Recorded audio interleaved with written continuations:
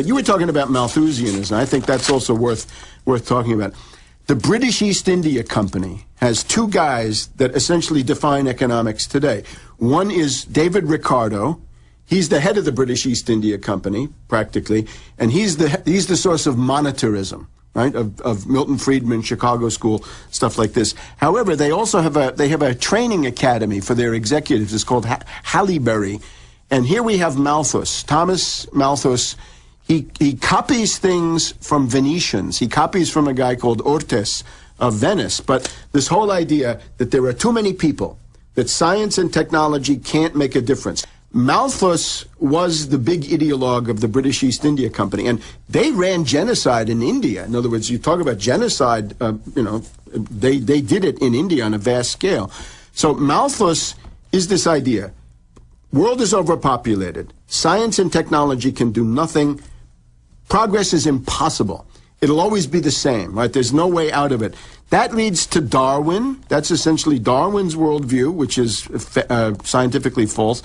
Nietzsche, and ultimately Hitler and the Nazis. And the British royals love this because it said there's elite bloodlines, the world's overpopulated, we ought to spread diseases to kill off the poor. This is Malthus, 250 years ago.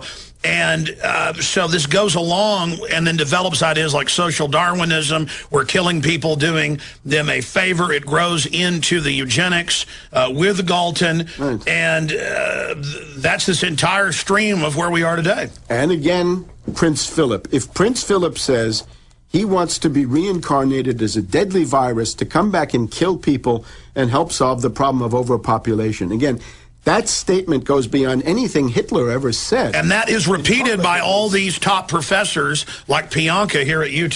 This is their religion. I mean, you read their writings. To be entered into their club, to get the funding for publications, to be even allowed into the party, you have got to say humans are a parasite, and it's literally a control freak, ultimate snobbery. The answer to that that I would give is the one of Leibniz and essentially of optimism, which is simply that science and technology have repeatedly shown that Malthus said by 1800 we would have a global collapse and everybody would die, basically. John Maria Ortes, that he copied from, said that the absolute upper limit of the carrying capacity of the world is 3 billion. And he said this about 1790.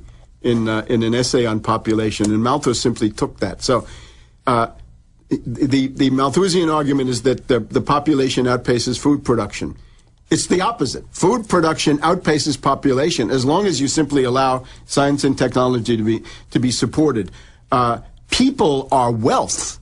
It was their whole approach is scientifically wrong, economically wrong. People are wealth, as Spanish. The Spanish tradition is gobernar es poblar. To govern is to populate. In other words, you want to be a competent government, you want to get anywhere, you've got to... well, look at us now. I mean, they've done the actuaries. We're not going to be able to pay for the baby boomer aging population because they're not breeding. And they do the actuaries within another 50 years.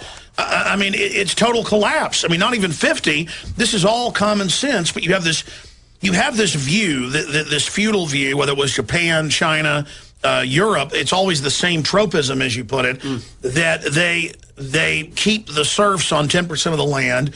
The serfs are starving to death because the elites like to keep them under their thumb. And so it's the same view. So they warp and develop modern sciences that ignore science and use these as preset ideas, and then everything else is spun around those lies. Well, they hate science, and the history of the whole Royal Society, right, the British Royal Society, is they pretend to promote science. If discoveries are made, they try to pretend they discovered them, but mainly they try to sabotage them.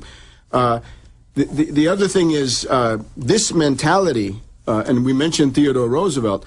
If you look at the American West, right, you fly out here, right, you look at some of these states, the ending of the frontier, right, the passing of the frontier between 1890 and 1900 in America is not, it's premature in the sense that we have a lot of states out here, right, Wyoming, Utah, right, they're basically empty. And the reason that they're empty is that the process of settlement and population growth was artificially stopped by people around Theodore Roosevelt, the great stooge of King Edward II. Yeah, he sold, freeze the land, have the feds grab it, don't give the land to the people. Exactly. Raise taxes so they can't afford kids. Gifford Pinchot. This guy, Gifford Pinchot, a key guy. So he believes in the great supposed Anglo-Saxon, but he actually puts... Well, that's the thing about these eugenicists. They always talk about how great the Germanic or Anglo-Saxon system is, how it's wonderful, but then it's a schizophrenic policy because then they seem to target their supposed own group. What is that? A good example, back in this Boer War period, right? The first concentration camps of the 20th century, death camps in effect. We're Afrikaners. The British putting these Dutch in concentration camps, and you go to them and say, what sense does this make, right? You claim to be a race theorist, but you're putting these Dutch in a concentration camp here in the middle of Africa. What sense does it make? In other words, it's a fraud.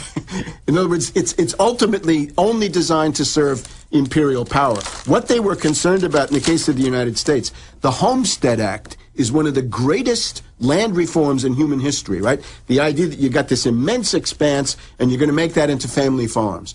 And the British and the oligarchs say, no, we don't want that because such people are going to be independent-minded. They're not going to take... They already had the experience with the British colonies here in North America, and this is the essence...